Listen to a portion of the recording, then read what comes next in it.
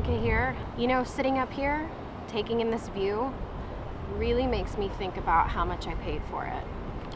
So about 3 years ago, my husband and I relocated to the San Francisco Bay Area from Phoenix, Arizona.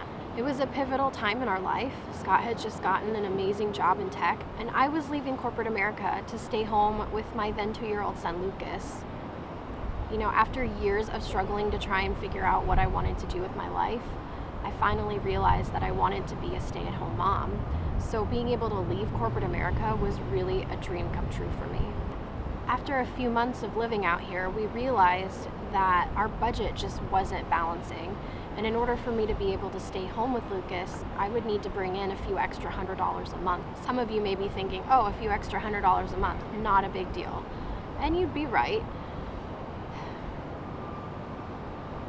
But I started really wondering, how in the world am I going to bring in money from home? Scott spent a ton of time researching options for me, and I spent a ton of time just trying to ignore what was going on. He came to me with several viable options, but I convinced myself that none of those options would work.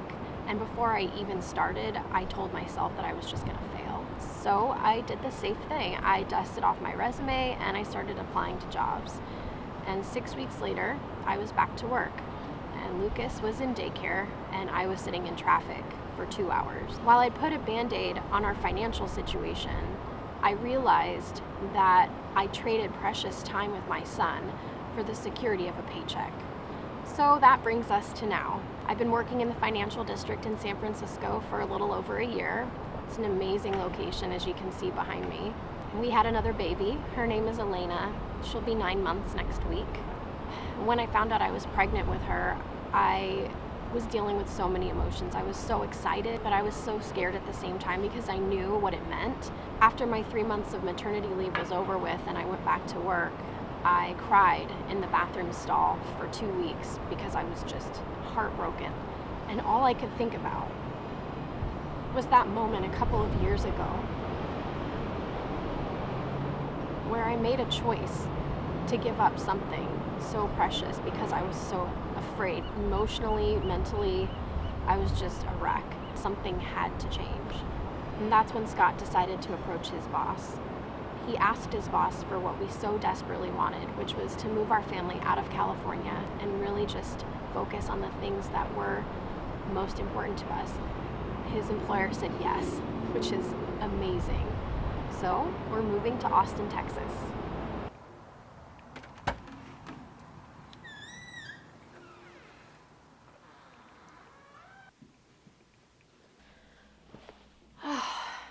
The house is such a wreck.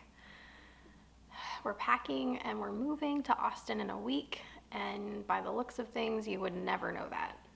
I'm trying not to get overwhelmed. One thing at a time. One day at a time, one box at a time.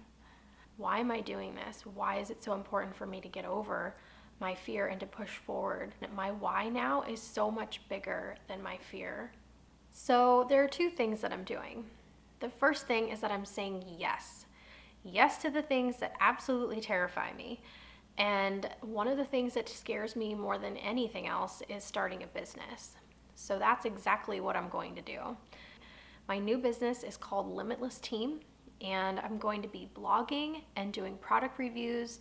I'm going to be sharing our family adventures with you, and I'm going to be talking about wellness. The second thing I'm going to do is I'm committing to take every thought captive. Your mind is a powerful thing, and I know that I have been believing the lies that I've been telling myself for far too many years. So I'm choosing to tell myself truth. Believe me, I by no means have all of this figured out. It's a work in progress. For those of you who have been supportive, I so appreciate you. Thank you so much. It is not easy to sit here and bare my soul to the internet like this, but in the interest of doing things that totally terrify me, here I am. For those of you who may be struggling with fear or anxiety or self-doubt, I would highly encourage you to say yes. Yes to the thing that is completely terrifying you. What is it costing you to say no? What could you be doing to help others with the time or the talents or the gifts that you've been given? Let's say yes and conquer our fears together. and we'll see where this journey takes us. Catch you guys later.